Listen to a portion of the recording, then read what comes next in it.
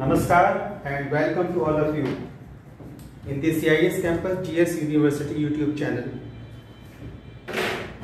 And before starting the lecture, I must explain you that we are discussing our topic solar system, that is the topic number 7. So for tapping topic number 2, and yesterday we have discussed the first part of the solar system, and today we are going to discuss the second part of our solar system.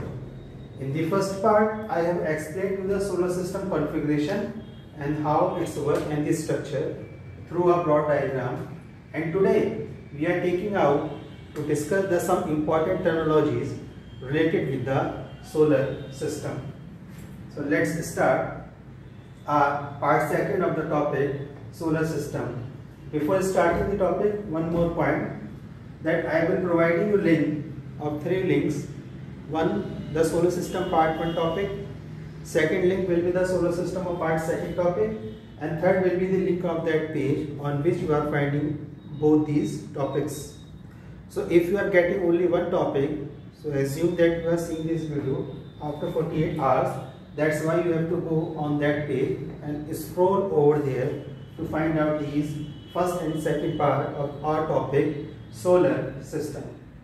So now let's start the topic solar system. And the first terminologies and the second terminology we are going to discuss is Purnima and Amavasya. Now the Purnima is also known full moon night. That means you are seeing a complete moon, 100% of the frontal surface of the moon. That's what is known as a Purnima. And the Amavasya known as new moon night. Why new moon nights? From the Amavasya nights onward, now you will start to see the moon with increasing order. Up to Purnima, you are seeing the full moon, and then from the Purnima to the Amavasya, we are seeing the decreasing order. And from Amavasya to again Purnima, we are seeing increasing order. So from Purnima to Amavasya, decreasing order of the moon, and from Amavasya to Purnima, that is the increasing order moon. So first, starting this topic, we have to discuss the another point. In the Hindu calendar, the year is divided on the movement of sun, Surya ki gati par, and year is divided into the 2 parts, Uttarayan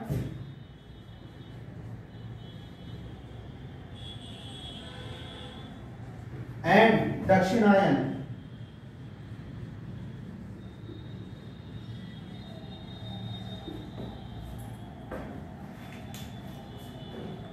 Starting from 21st of March up to 23rd of September, the sun resides in the northern hemisphere. That's why this time period is known as Uttarayan. And from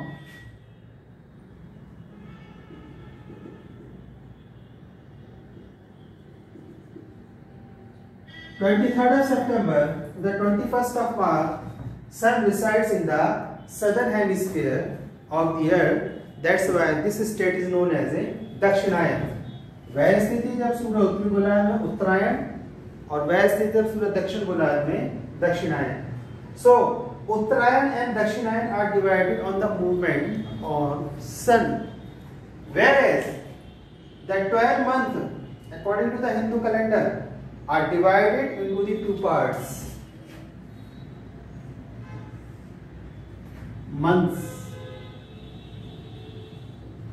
divided into the 2 parts based on the movement of sun, Chandrama ki gati, and that is known as Shukla Paksh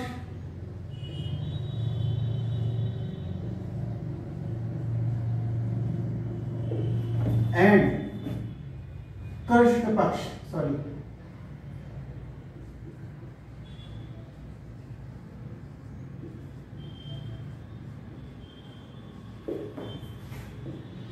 15 days for Shukla Paksh and 15 days for Krishna Paksh, and when we combine both becomes 30 days, that is month. So 15 month has been given to the Shukla Paksh, 15 days has been given to the Shukla Paksh and 15 days has been given to the Krishna Paksh. Now when we have the increasing order of the moon, Shukla Paksh,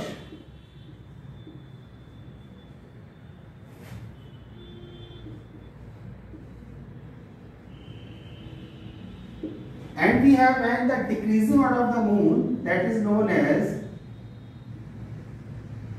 Krishna Paksh. The 15th day of the increasing of the moon is known as Purnima, whereas the 15th day of the decreasing of the moon is known as a Amavasya, which means no moon in sky. And how it is happening? So look over here.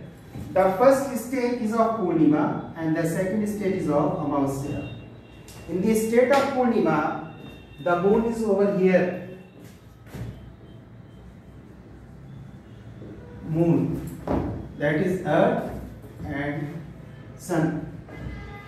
So the moon is getting the direct light of the sun and we are seeing the illuminated portion of moon.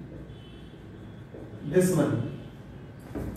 That's why we are seeing the 100% of illuminated portion of the moon and known as Purnima. In the state of Amavasya, the moon is here and only this portion is illuminated from the sun rays.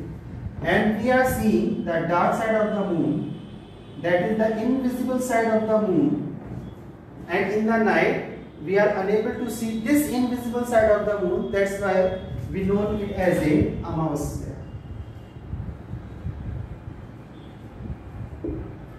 Right?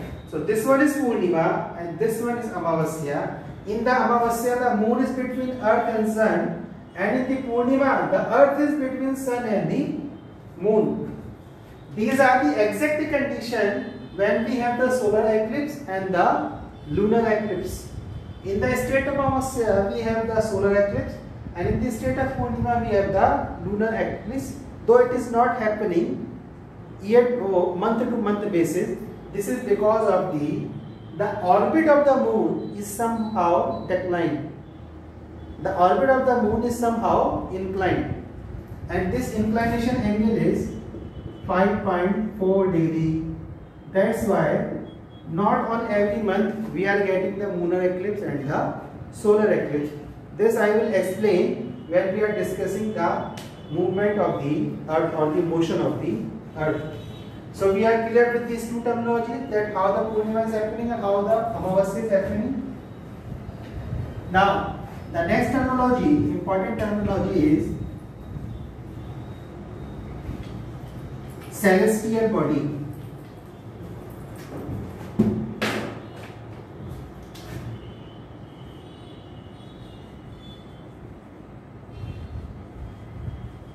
Celestial body. So what is this celestial body? So we are starting from here, that we have the celestial matter in space. And what are those celestial matter in the space?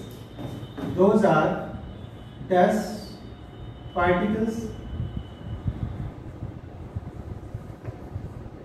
then we have gases, and then we have metals. Right? So based on this celestial matters in the space, we divide the celestial metal in two categories. One is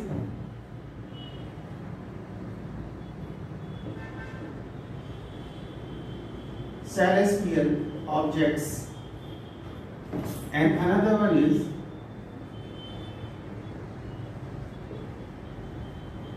celestial body. So what is the difference?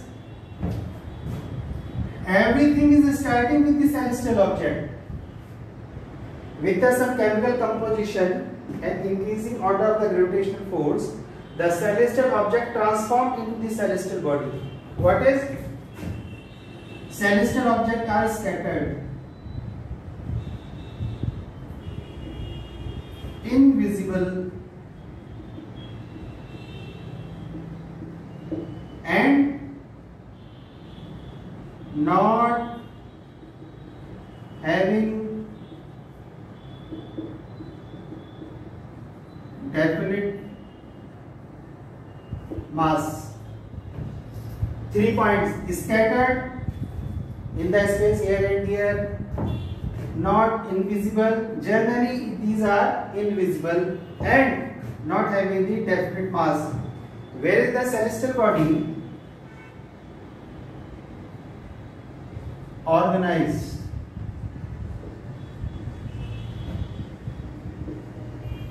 visible, and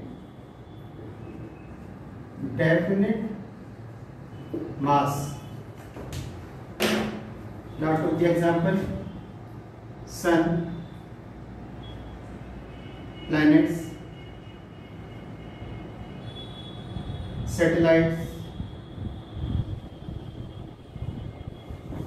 asteroids,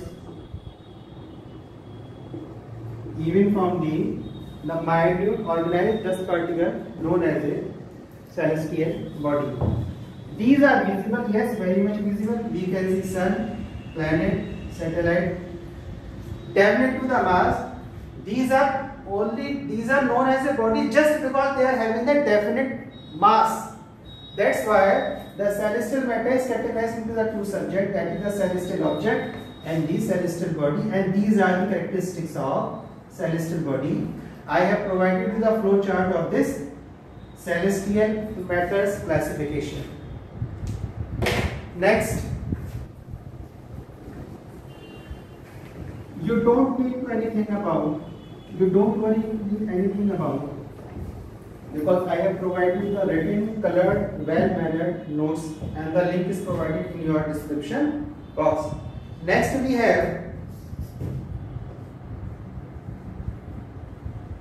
the star, then planet, then satellite. Now, all these are the example of celestial body. In one celestial body, which we are taking as a star, heat and light is present.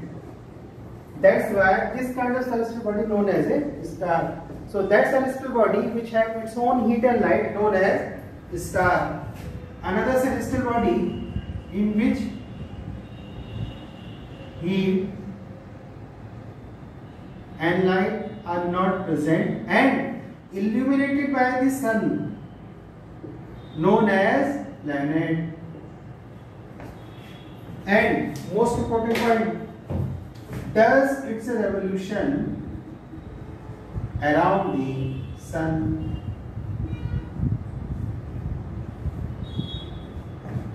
Next, example of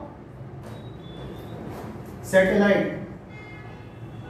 So that celestial body which also do not have its heat and light and does its revolution around a planet known as satellite. Example, moon. Now look at that celestial body which have its own heat and light known as sun. The sun, known as a star, and our sun is a star. That celestial body which do not have its own heat and light and illuminated by the light of the sun and does its revolution around the sun known as a planet. And that satellite body which also do not have its heat and light and illuminated also by this light of sun, illuminated also by the light of sun and does its revolution around a planet known as a satellite. Now, next terminology.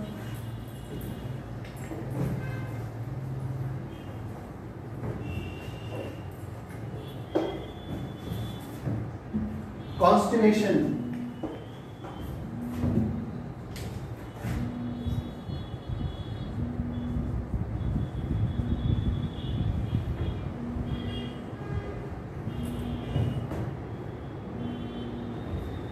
Constellation. Look, we have one sun over here, another sun over here. Sun, sun, sun, sun, sun, sun, sun, sun, and sun. Now I am connecting all these suns.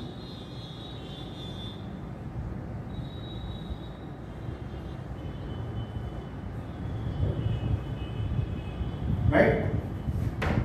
Now look, a certain pattern has emerged. What is question mark? So the group of the sun with a definite position forming a certain pattern is known as a constellation. The group of the sun with a definite position forming a certain pattern is known as the constellations. So constellations are the group of the star which are in the definite kind of position always. So known as a constellation.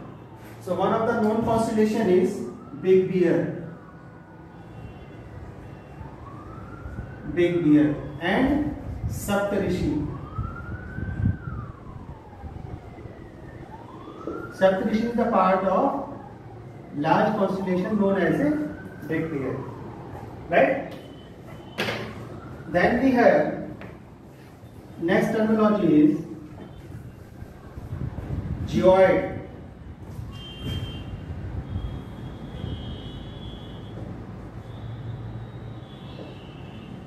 Geoid. What is this? Now look, this is our Earth, and for your convenience I am drawing the line equator. Right? From the center of the Earth, an imaginary line has been drawn.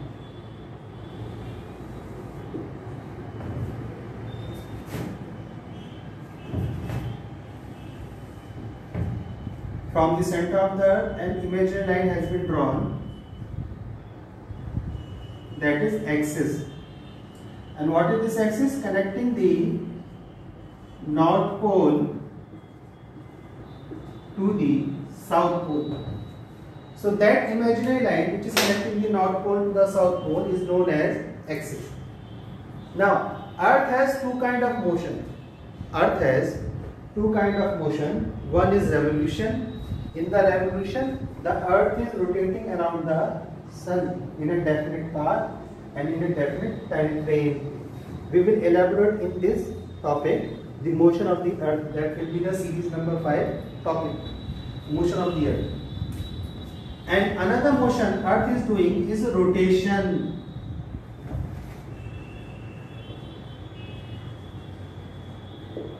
Rotation. So when the Earth move around its axis, known as rotation, and the rotation speed is 465 meter per second. And the rotation speed is 465 meter per second. That means almost 0.5 kilometer every second. For the round figure. Now with this so large mass, when the Earth is rotating with this speed, that means almost half kilometer per second, the mass gets displacement under the rotational force, and due to this displacement, Earth somewhat compressed on its pole and bulge and having a bulge from the middle. Now, due to this rotation and enormous mass, this original shape of the earth comes out, and this original shape of the earth is known as geoid. That means somewhat compressed at the pole, North Pole and South Pole, and little bit bulge in the middle. Middle is equator. So this shape of the earth is known as geoid. Next terminology is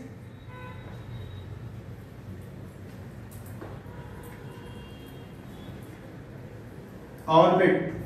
What is this orbit?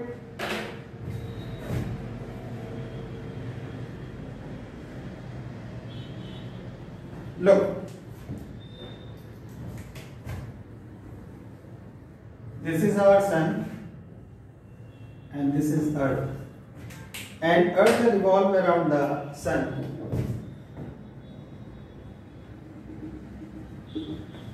With a definite time, by following a definite route. What is the definite time? 365 days, 5 hours, 48 minutes, 46 seconds. 365 days, and this one is almost 6 hours. So we consider our year is of 365 days, and with every fourth year we combine this 6 hours. That means 6 plus 6 plus 6 plus 6, 24 hours. That means 1 day, and when we add this 1 day to the 365, the year become 366 days, and this one is known as leap year. Leap year. So when the earth move around the sun in a definite path and with a certain time limit known as orbit of the sun, and inclination of the earth orbit is 0 degree, where the inclination of the moon orbit is 5.4 degree. Just because of this inclination, we do not getting every month the solar eclipse and the lunar eclipse. I will explain in the next lecture. So the orbit is this, inclination of the earth orbit is 0 degree. Now the length of the earth orbit is 92 crore kilometer, and the direction is from west to east. The direction of the revolution is from west to east. The total path in the kilometer is 92 crore kilometer, and the days are the 365 in general year, and in the definite path, in the definite time frame, this is known as orbit of the earth. In this orbit, the earth revolutes around the sun, and that motion is known as a revolution. And the last one terminology we are going to discuss in this lecture is galaxy.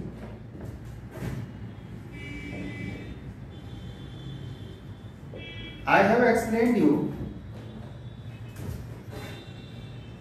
that this is our earth, and the earth resides in solar system. Now where is the solar system? In galaxy. And our name of our galaxy is Milky Way galaxy. Now where is this Milky Way galaxy? Local group of galaxies. Where are these local group of galaxies? Virgo, supercluster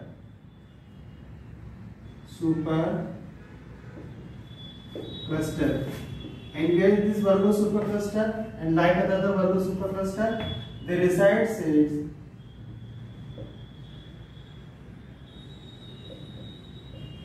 Laniakea supercluster. And all this is the part of visible section of the universe.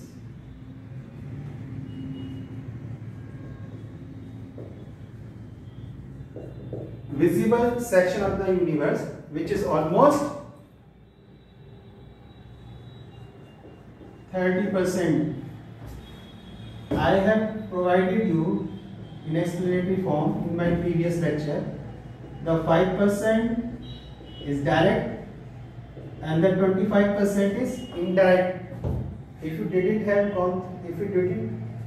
see that lecture, please go to my universe lecture. And the 70% is invisible section. So what is in the universe? In the universe we have the dust, we have the gas particles, and we have the metals. So along with the dust, gas particles and metals, and with the sun, dust particles plus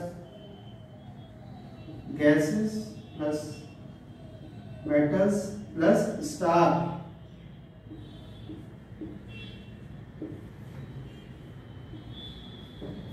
Object is formed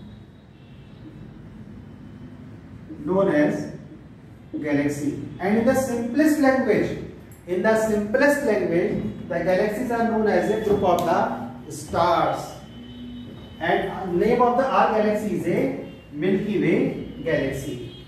So that is for today. That is all for today's lecture. That is the solar system part 2nd. I have provided yesterday the solar system part 1 lecture and previous to that the universe. And in the next lecture we are going to discuss the cycle of star life. So connect with the YouTube channel. If you are thinking the channel is important for you and you are getting the knowledge, so go there and subscribe the channel and like the video. Jai Hind, Vande Mataram.